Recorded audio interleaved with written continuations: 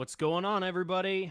Marine Layer Podcast, Sunday Night Live, a little bit later than usual, but we're here.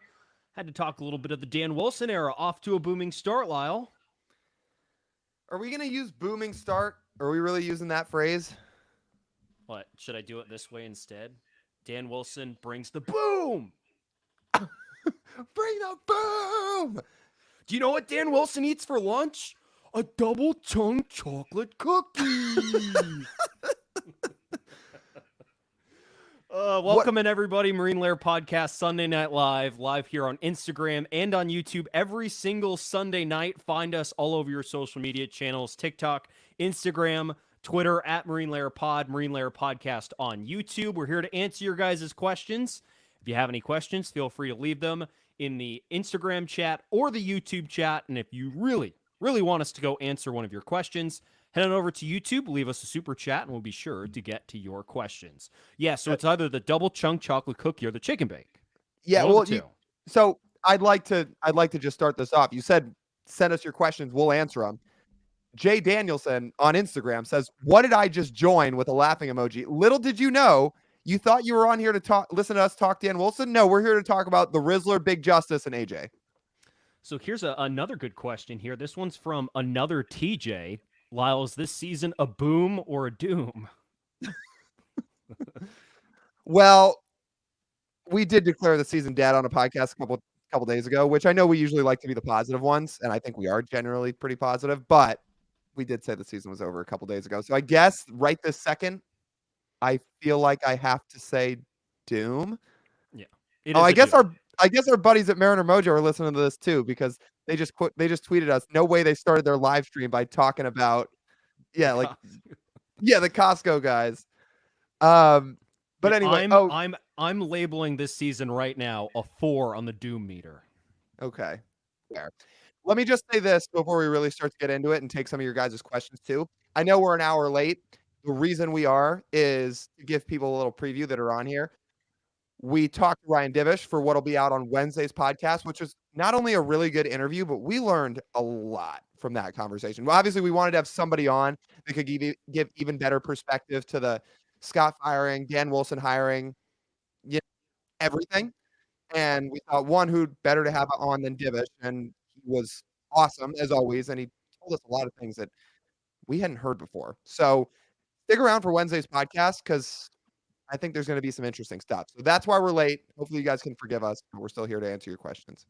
Yeah, so let us know what questions you guys have. Well, the Mariners did manage to win their first series in the Dan Wilson era. I will say, though, Lyle, it looked a lot like all the other series they played this season. Close, nail-biting, and by virtue of a one-run victory, they eke it out today. Series could have swung either way. The lineups looked very similar. The offensive production outside of one inning on Friday looked very similar. So I want you to walk people through who weren't following our account. What was it like being at the ballpark, especially on Friday? Whew, man. I got to tell you, at least on Friday, it was quiet on that field, which you should probably expect. But I think the term I used that I texted to you was you could hear a pin drop in this place. Usually it's pretty loud and upbeat and outgoing with a bunch of guys talking, especially during early work batting practice and when they're out taking infield and then when they do the full group batting practice. Quiet on Friday. I think there was a lot of people that weren't doing a whole ton of chatting that day. I think media and players. The Dan Wilson press conference, I will say that part I think actually gave, at least me listening, a little bit of life. Because here's, after calming down from everything that's happened the last couple days, here's my take on this, and I'm sure I'll talk about this on Wednesday's pod too. I do think there's a chance Dan Wilson can be a very good manager, and he may ultimately end up being the best guy for hire. We don't know yet. He may be. It was just, as we all know, the process of how it all went down is what rubbed a lot of people the wrong way, us included. I'm sure many of you included. And clearly, at least on Friday, it had some effect on the players because, again, it was pretty quiet that day. Yeah. That was my take. Like in no shocking fashion, guys didn't exactly seem like they were in a super upbeat mood. That's for sure. Well, yeah, I would say a 1-8 road trip does that, and losing your manager does that. I will say another reason to tune into Ryan Divish on Wednesday. He gave a lot of perspective of what some of these players think about and how they process this kind of thing when it happens, sort of balancing the emotional, personal aspect against the we're here to do a job aspect of how things work and realize that everyone's job is on the line all at the same time. So that's another reason to tune in on Wednesday when we release that conversation with Ryan Divish. Okay, so let's get to some questions. Feel free to send us whichever questions you have, either on Instagram or on YouTube. Again, a reminder, really want us to answer your question. Send us a super chat on YouTube, and we will get to it. Let's see what we got here. Did they give an exact? What was the exact timeline on J.P. Crawford coming back? Did they give an exact one? No, but it sounds like he's getting pretty close because he's played in 2 rehab games now. He was back in Tacoma today. Obviously, he played about half a game on Saturday. I would say, I mean, I guess it could be before the end of the homestand. I would guess when the road trip starts, that's more likely, but it could be before that. I don't think they have not given a definitive timeline yet. That's for sure. That's good. Yeah. I will note now that we do have 2 separate, as far as my knowledge, we might have more of the big guns in the Mariners content community in here. I see Ty Dane Gonzalez from the Lockdown Mariners podcast in the YouTube chat. Let's go. And then we have the Mojo guys, I think, on both. So what's up, boys? That's good. What's up, boys? It's good to have you all in here. Yeah, what a great weekend, I gotta say. Well, I mean, actually, they did win 2 of 3, so I guess there's that. But let's get to this question. Any thoughts on the Brant Brown interview on Friday? So, originally, no. I thought it was interesting. Like those guys picked his brain about hitting philosophies and his time in Seattle. There wasn't any huge takeaways. At one point I thought he was saying the Mariners hated to walk, which wouldn't have shocked me when you consider that they're going to break a record for all-time strikeouts. I think he was actually talking about when he was with Miami, they didn't like to walk. That's what he was more harping on. So there wasn't one big, oh, he said this moment. I thought there was going to be because, well, it was just interesting timing. Day after Scott Servais gets fired, the other midseason fire coach is like, yeah, I'll hop on foul territory. A platform that we know has not been afraid to speak their mind about how the Mariners run their team and organization. But yeah, I guess if I had to pick apart one thing that I heard from that, it did make it sound like if you tried to read between the tea leaves that Brant Brown was kind of saying that maybe he wasn't given the full reins that he wanted to really coach and implement his own philosophies here, and that in LA and in Miami, they let him coach more. That was the biggest thing I think I took away. Otherwise, there wasn't any crazy one-liner. And there was also some stuff about the receptiveness of what he was offering, right? Mm-hmm. Yeah, there was a little bit of that too. Like what did you take away from it? I've not watched the whole thing. Oh, okay. Just bits and pieces. Yeah. But I was getting the impression that it was a digestion thing as well, which when you watch the Mariners offense, makes a lot of sense. But he's been gone for a couple months now, and what's changed? Almost nothing. Obviously nothing. So, it's like you're saying he's a scapegoat? I think there's been multiple scapegoats all of a sudden. Interesting. Here's a good question from Salmon Burrito.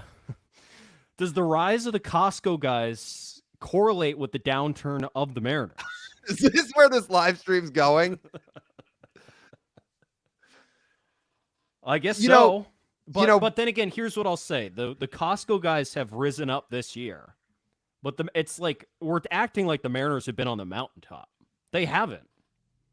So Costco guys are. Maybe the Costco guys just stepped on the Mariners on their way up. Maybe, but not a straight correlation. So you're saying to step on the Mariners, they brought the boom. Sure. Yeah. Yeah, they brought the boom with the bottom of a foot. Okay. They did.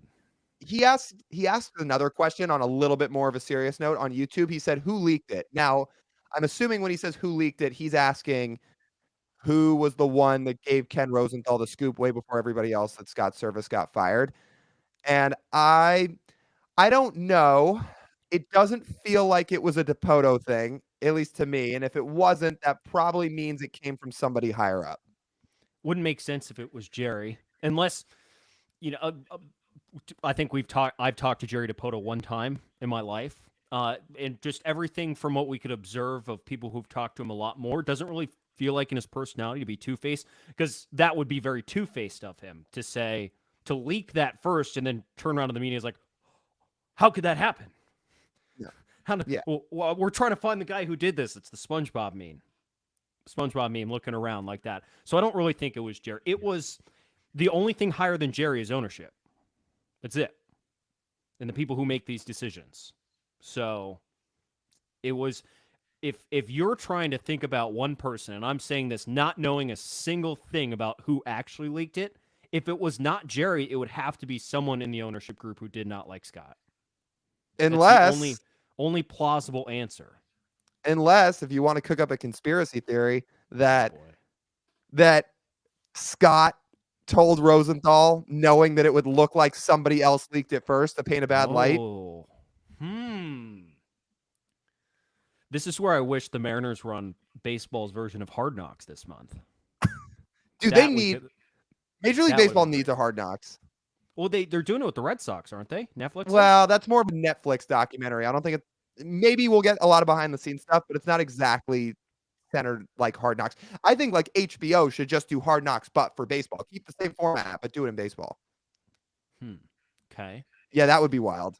That would, you know what? I would find Scott Servais and shake his hand, and just for the laugh, of that.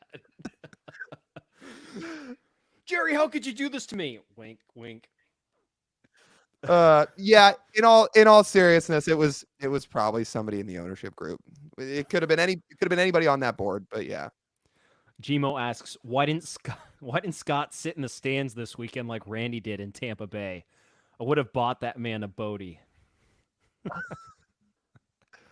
That reminds me of, I mean, this is a deep cut thing that will be much funnier to the two of us than anybody else, but I'll just quickly explain the story here. So TJ and I used to broadcast a lot of games for ASU baseball back when we were in college, and both thought we wanted to be play-by-play people. And I guess we covered the team too.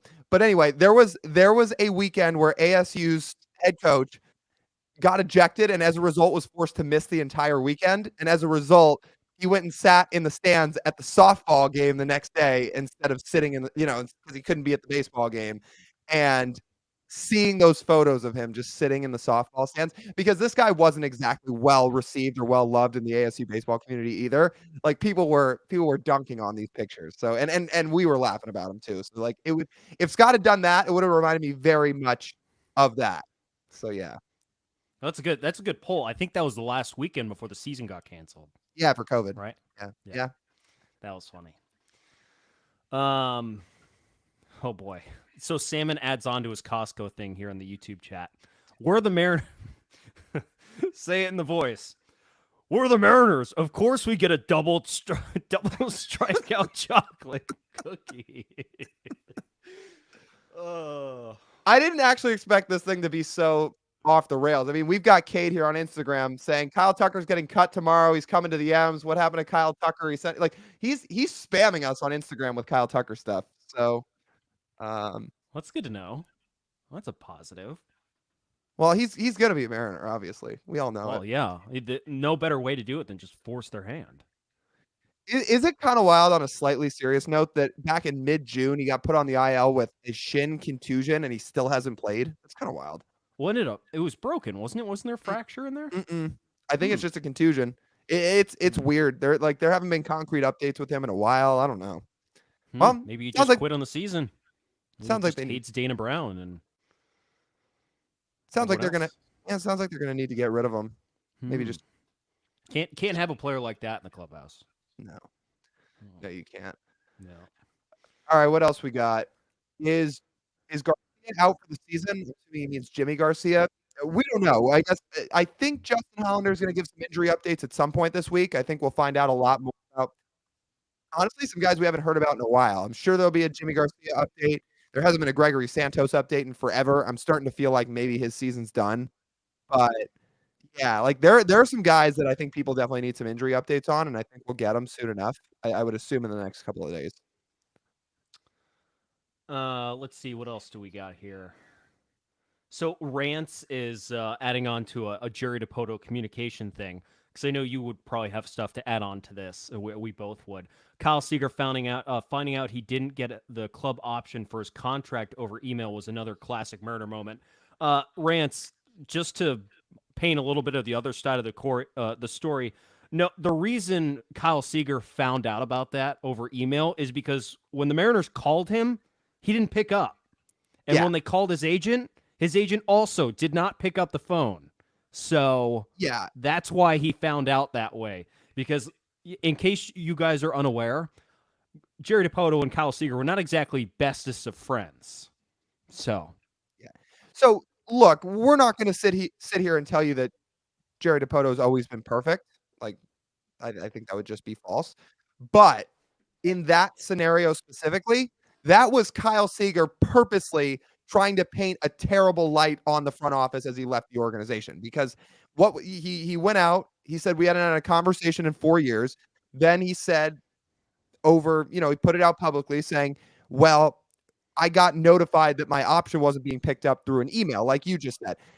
And 710 gave Jerry the chance to respond to that. And Jerry's like, no, we called him. We called him. We called his agent. We tried multiple times. They just wouldn't pick up. And then we're like, what are we supposed to do? The due date's coming up for this. So, yeah, that one's not on the front office. That was Kyle Seager being pretty petty. So, yeah. and him And knowing he was going to retire. So that too. And then Corey Seager, 2 years later, being like, on the field at T-Mobile Park after the Rangers eliminated the Mariners from the playoffs and clinched their own postseason berth. Man, I got to tell you, it's so awesome when an owner spends and tries to win. Look where it gets us. You think? Gee, was that off the cuff? No, it Yeah. wasn't. Oh, you think that wasn't a coincidence? Or you think that was a coincidence? It wasn't. No, No chance. I could hear Kyle Seager's voice echoing through Corey Seager's mouth. Yeah. What else we got?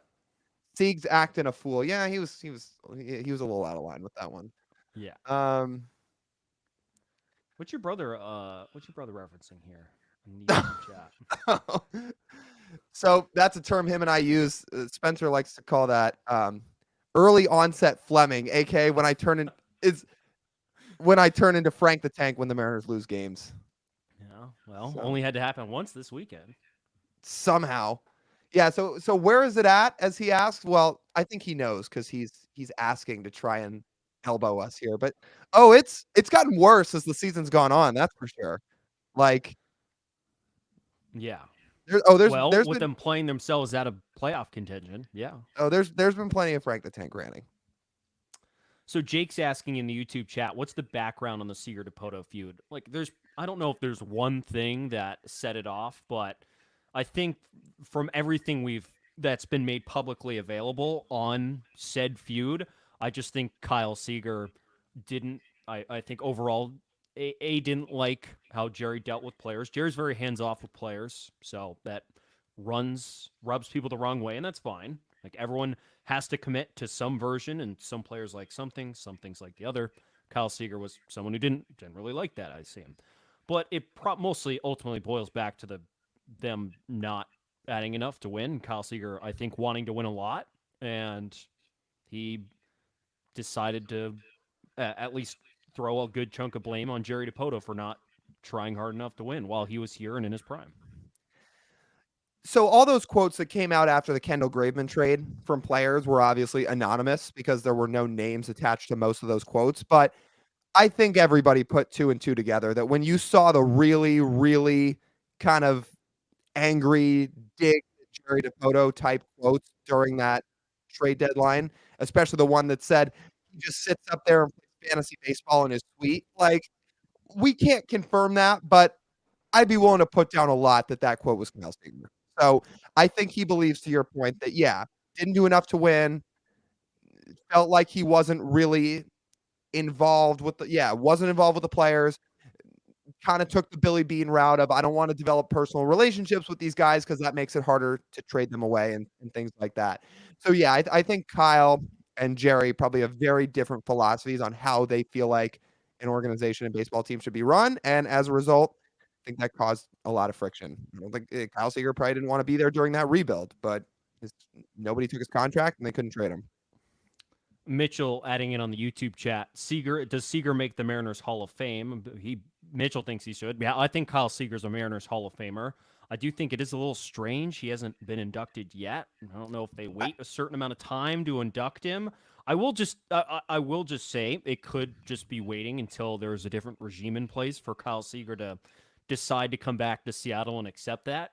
Because for the life of me, for everything we just explained, Kyle Seager's not going to take a Mariners Hall of Fame plaque from Jerry Dipoto. I don't think. No. I would be shocked if he did. Just remember this. I think we brought this up on the live stream before. So Felix gets his number retired last year, or he gets into the Mariners Hall of Fame last year. Felix did. Mm-hmm. Got this awesome ceremony for him. All of his former teammates, franchise legends, chiming in, giving a few words for Felix last summer. Who was the one player who was absent from all of it? Wasn't there? Didn't have a video in the montage at all. It's Kyle Seager, which makes no sense because Kyle Seager and Felix were teammates forever, and they're core member. In this franchise's history, if you think about it, they are core Mariners. If you think about Seattle Mariners franchise history, if you think about third base, Kyle Seager's up there. If you think about starting pitchers, so Felix is number one. So, number one, and Kyle Seager number one, nowhere to be found there. Yeah, number one or number two, depending on how you view the Randy Johnson versus Felix thing. But yeah, for sure. And they were friends. Like, you remember Felix's last games? Kyle Seager was in tears when Felix left the mound. Like, Felix meant a lot to Seager. So yeah, like, he wasn't at the playoff game in 2022 where Felix was. Now, maybe he didn't want to be there for it. Maybe he didn't want to make the trip, et cetera, et cetera. But the Felix Mariners Hall of Fame thing is what I feel like really painted the picture of he wants no part of this org until there's a new regime. Because even if he wasn't going to fly up for the ceremony, which, by the way, they got a lot of people up there. Like you said, Adrian Beltre made a surprise guest appearance and surprised everybody. Like, that was like, people weren't exactly expecting that, but that was pretty cool. And, Beltre's a popular guy. The fact Kyle Seager couldn't hop on his phone and give a 15-second, record on his iPhone camera for 15 seconds saying, Felix, you mean everything to this city. You've been a huge part of my baseball career. You deserve all this, etc. Stop, record, hit text, send it to somebody in the Mariners organization, be done. It would have taken you 90 seconds of time. He very clearly chose not to do that.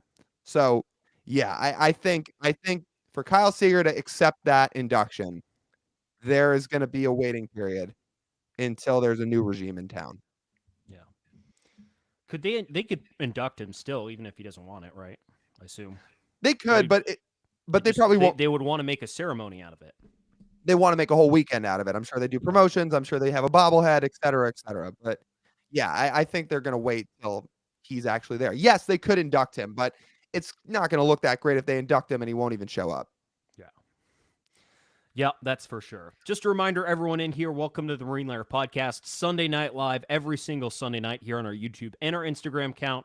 We're here to answer your guys' questions, so feel free to send us one in the Instagram chat or the YouTube chat. Be sure to follow us on all of our social media channels at Marine Lair Pod, Twitter, TikTok, and Instagram. Find us on YouTube, Marine Lair Podcast. We know there's a lot of you who follow our Instagram account who are not subbed to our YouTube, so please go ahead and do that. And if you want us to answer your question, really want us to answer it, and next, send us a super chat on YouTube, and we'll get to you next. What else do we got here? Yeah, let's scroll for a minute here. Yeah, I know we spent a couple minutes there on Seager and Dipoto, but if you guys have anything else, let us know. Let's see. I mean, do you want to do a couple of general baseball questions here for a minute while we find another Mariners one? I saw that. Do you want to do another Jerry question? I think this is a good conversational one, but we've already done a couple of them. Sure. Go ahead. So the question is from Rance Brown on YouTube. Do you think Jerry is too involved with the way all coaches manage, including too involved with the coaching, in the clubhouse? Is Jerry Dipoto in the front office too tied in to what happens in the clubhouse and the decisions the Mariners make on the field? Okay, say that. Wait, say that one more time. I want to make sure I have it exactly right. Is the front office too tied in with the decision making the coaching staff makes? No, because that's just how baseball teams are run now. Like if you look at any of the 30 teams, when you look at how bullpen decisions are made or how lineups are constructed, etc., it's it usually comes from the front office these days. The old days of, you know, managers like the Lou Piniella days going off of feel or going off of like I mean managers still have instinct, but you get what I'm trying to say. The old days of that like don't really exist anymore. Everything with most teams is in lockstep with how a front office is blueprinting it. Pockets in a bullpen, pockets in a lineup, matchups to deploy certain guys in relief at a certain time in the game. Managers they're motivators. I mean they're still responsible for a lot, but when you look at baseball decisions, it is less on the manager now, and it is more on the front office to make the decisions and the managers to go out there and deploy them. And I think overall, I think teams just want to have more time to think about hypothetical decisions than making a split-second decision in a moment. Because when given the opportunity to have more time, you'd take that over Scott Servais thinking, oh, there's a player up, I have 2 seconds to think of what to do.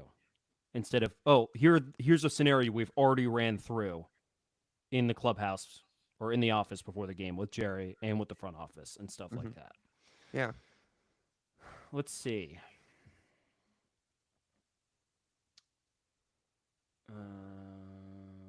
All right, while you're looking, let me break it up with one general baseball question. Because Noah asks on Instagram, if Ohtani reaches 50-50, but Ozuna wins the Triple Crown, who gets the MVP? So I'm going to be honest. I think the guy in second place in the NL MVP race right now is Francisco Lindor, not Marcell Ozuna. So Ozuna going to get the Triple Crown? Yeah, I was going to say, I hadn't really looked. I didn't think so. Didn't he just spend some time on the IL? Yeah. I can't remember. Oh, actually, so to Noah's point, he does lead the National League both in batting average and RBIs, but he's not gonna catch him in home runs because he's at 37. Actually, that's not true. Ohtani just got to 40. Yeah. Wow. I mean, I guess it's possible. I guess I hadn't even noticed Ozuna was actually. Now. What's up? 41 now. Oh yeah, 41. I guess it's possible. Wow. I guess I didn't realize he was having that type of year. I guess it's a lot of times we just try. I try to drown Marcell Ozuna out for the most part, even though he's objectively a good hitter, very good hitter. Yeah, not the best human being in the world. No, I will say it is kind of disappointing if we're thinking of what a Triple Crown season would look like. It's what Aaron Judge is doing right now. Like he should win in theory the Triple Crown for this season. This season, what Aaron Judge is going to do, and I think points out some of the flaws and like, oh, Triple Crowns are cool, but a lot of things need to break right for you. Aaron Judge is going to have one of the 8 best offensive seasons since, 49, right? Something like that. Or in the live ball era, I think. Like top 10. Yeah. I mean, that was the other thing Noah just asked us. Is Judge going to hit 70 this year? I don't think so, but he may break his own record. Yeah. He could, if he gets really hot, he could hit 64, 65. And again, then we're just talking about if we're stacking it up against some of the great home run seasons in the 90s and the 2000s, Aaron Judge is facing way tougher pitching than those guys faced. Way tougher. And if we just look at it relative to the league, remember, this is still a league offense, which is way down overall across the entire league. Like the Mariners. The Mariners offense sucks, but they're only, 21st or 23rd in WRC+. Mm-hmm. Like, there are a good handful of offenses worse than what the Mariners are currently putting out there this year. And to think of what Judge is doing compared to everyone else it's just insanity. Mm-hmm. Absolute insanity. It is literally like he's playing a video game. Do you feel a little bit bad for Bobby Witt, considering this dude might put up 9 Fangraphs wins and lose the MVP race? I'm just a little sussed out at Bobby Witt, though. You said 9 wins, right? Couldn't he finish with 11? Oh, actually, I thought I saw he was on pace for like an 8.8 WAR season. Maybe he's actually at that right now, and he's actually going to finish at that right now. Oh yeah, so then he's going to finish with 10 or 11. Yeah, I feel a little bit bad for him. Yeah. So I feel bad for him. I still get really sussed out over his splits. I mean, really, really sussed out. I think, dude, you more. I mean, you're not the only one that thinks this, but you really had your tinfoil hat on all year about the Royals are cheating. I need to see the updated version of these stats. I mean, it is. The Royals, for context, for people that don't know, are very, very good at home and incredibly mid on the road, and their offense speaks the same volumes. Bobby Witt's numbers speak the same volumes. TJ will pull it up here in a second, but wrong site. But yeah, like, so anyway, while TJ looks it up, do I think Ozuna wins the MVP? No. Again, I actually think Lindor's in second right now behind Ohtani. But I think in the end, as long as Shohei's not actually hurt, because in case people didn't see, he got hit pretty hard on the hand today. Hopefully it's not serious.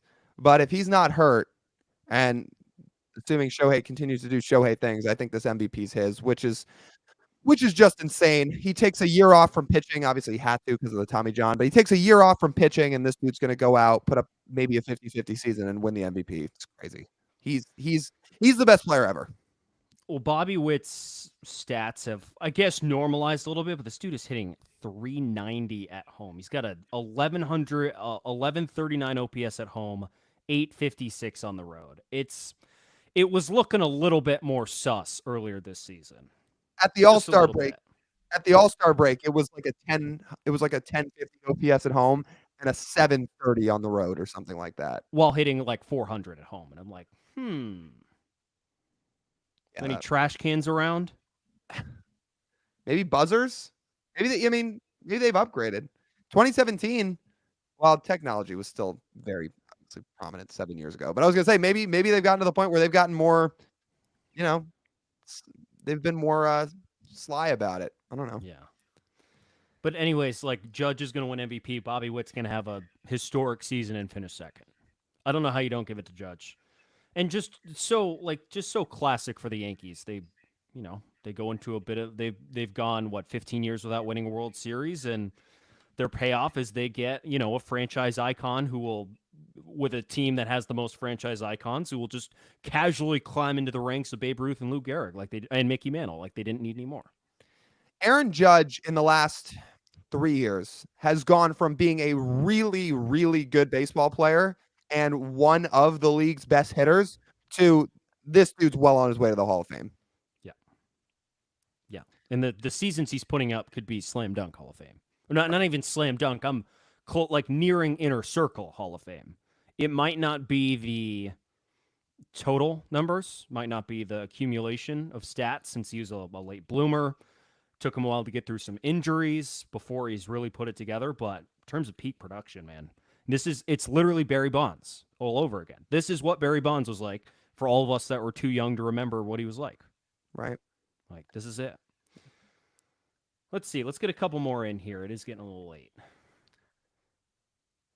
Brandon asks, do you guys both run the Marine Layer Pod accounts, or is it only one of you? No, it's both of us. We split up all the work pretty evenly. Like, I don't know if people are really interested in this stuff, but how we split it up usually is TJ edits the audio side of the podcasts. I edit the video side of the podcast. So I'll put the stuff up on YouTube. TJ puts it up on Apple, Spotify, etc.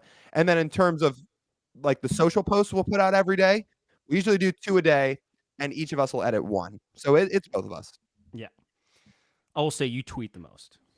I do tweet more. And part of that was started early on because TJ spells a lot of stuff wrong. So I said, you know what? I was going to say early on, I was like, maybe let me do the Twitter specific stuff. So yeah, I do tweet a little bit more. That's for sure. Let's see what else we got.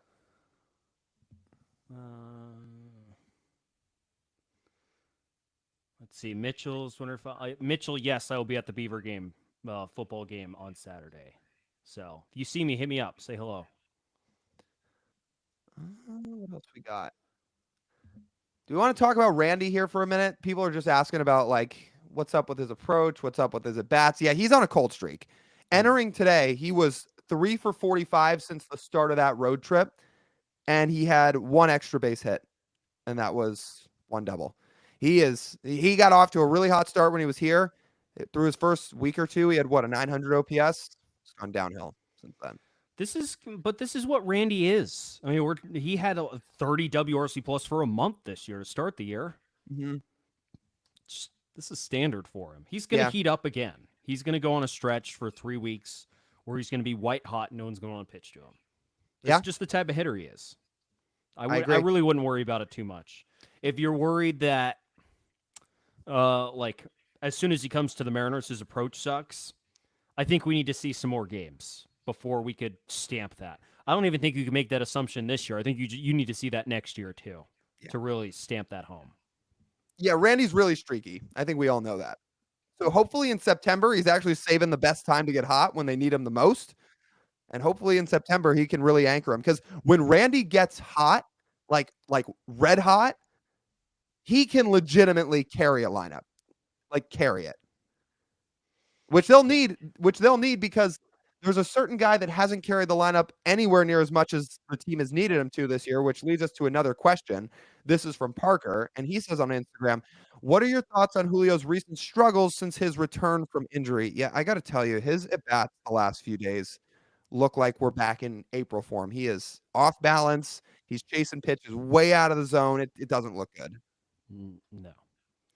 This is going to – we could probably – confidently say at this point, this is a lost season for Julio. He's going to have to chalk this one up. If we're doing like a W or an L, or if we're just going to go on brand, a boom or a doom for a season, this one's going to be in the doom section for Julio. I don't know what else you say at this point. He got hurt. He messed with his not his approach, but his mechanics in the offseason, which has now bled into his approach, and he's been unable to find consistency in that approach throughout the season. And getting hurt didn't help. I'd be curious to think what he's hitting like if he never got hurt and he just continued on what he was doing in July and he could start feeling more comfortable and more confident. But this point, like we're chalking it up as a doom. No bueno for Julio. We just at this point need to hope Julio comes back next year and lights it on fire and we see something different. But I will say our expectations have now changed for what we expect from Julio Rodriguez. It's you could want him to win an MVP next year, but we can't expect it. I think a lot of us had the expectation he was going to come in and win an MVP this year. I cannot in good faith have that again next year. He's got to show it. I think we at least thought he'd be in contention for it. I can't sit here and say back in spring training we thought he was going to do what Aaron Judge is currently doing. But yeah, be in contention for it, put up a 6, 7, even 8-win season. Yeah. We knew his defense would carry him half the way. If he hit anything like he did either in 2022 or the way he did in August of last year, yeah. Like I know he struggled in September last year, but the perception at the start of the year was, well, in 2022, he was awesome. In 2023, he had a tough first half, a little bit of a sophomore first half slump. Then August lit the world on fire. And because of that, he should build on it. Now our perception of the guy is, he's had one elite month in the last year and a half, and other than that, has basically had the same WRC plus in that time as guys like Jazz Chisholm and Nathaniel Lowe. Yeah, the expectations have changed. He is a good player. He's going to play great defense. He's fast.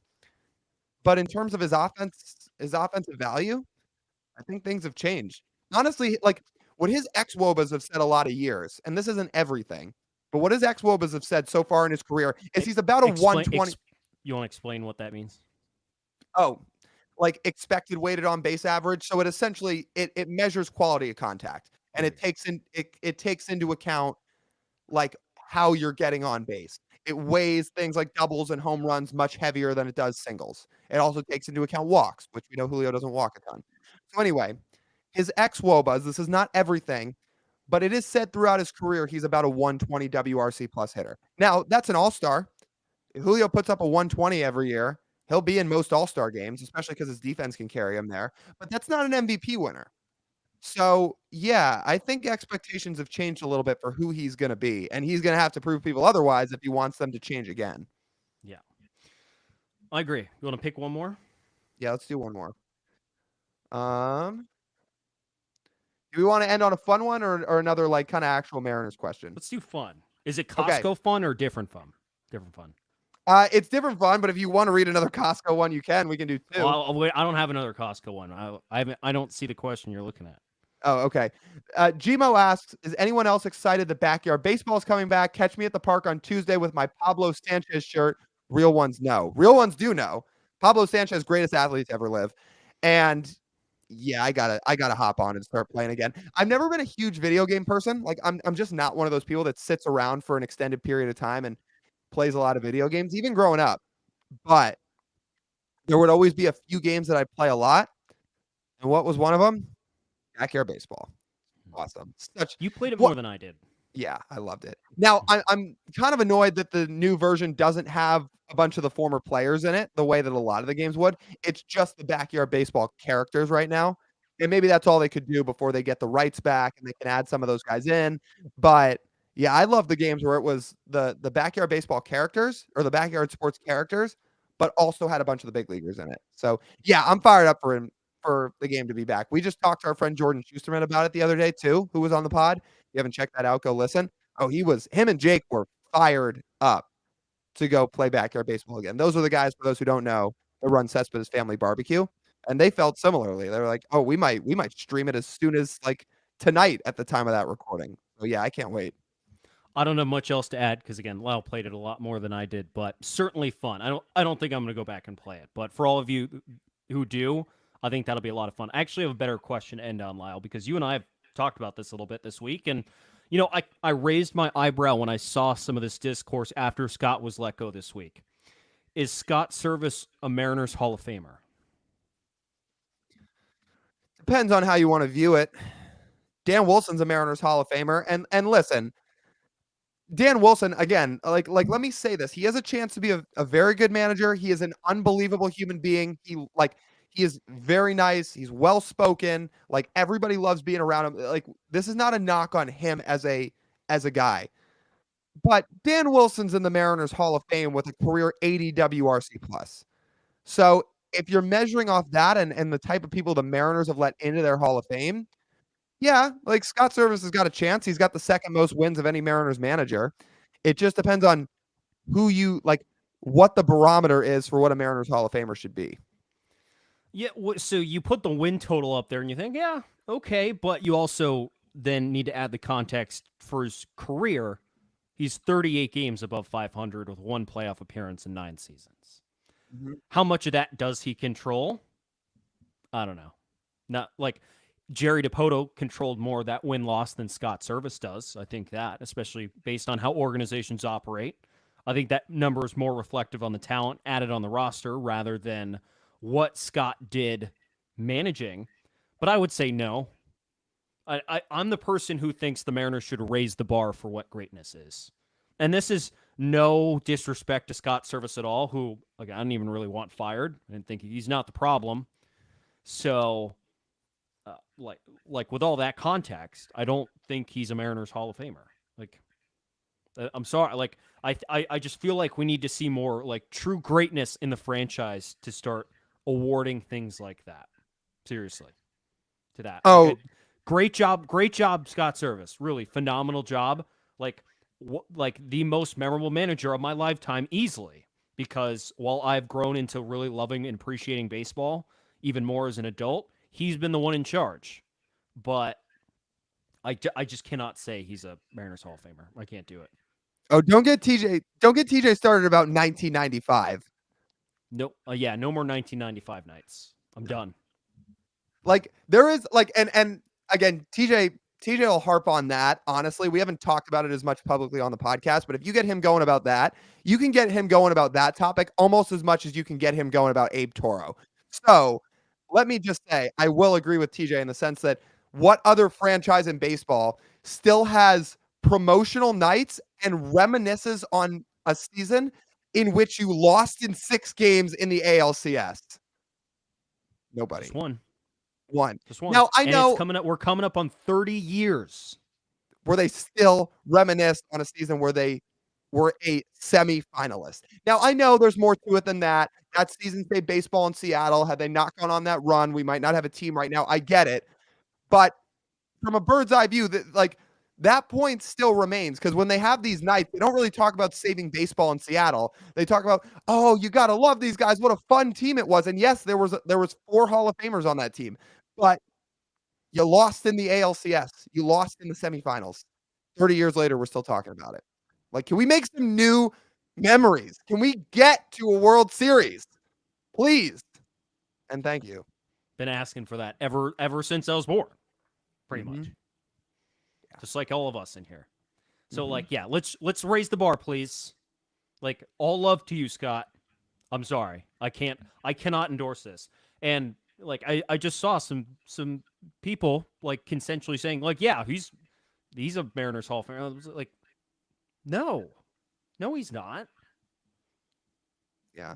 Again, like I will say I think he has a chance to get in one day based off how the barometer for the type of players and coaches the Mariners let into it. But if you're talking about raising the bar, then yeah. Yeah, he like it's probably not a Hall of Fame type career. So no, the Mitch Haniger is probably also not a Mariners Hall of Famer. No. Someone was asking if Mitch is probably not.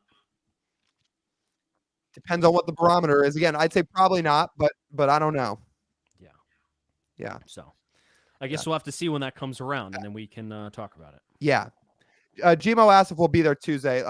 I will, at least before the game. So if you're there before first pitch or whatever, Gmo, you can, send us a DM. We're always happy to meet up with people. So let us know. Sweet. All right, people. Well, it's been great. We will see you next Sunday live here on YouTube and on Instagram. Make sure to follow us on all of our social media accounts at Marine Lair Pod, TikTok, Twitter, Instagram, Marine Lair Podcast on YouTube. Subscribe, turn on the notification bell. Appreciate you all so much, and we'll see you in a week.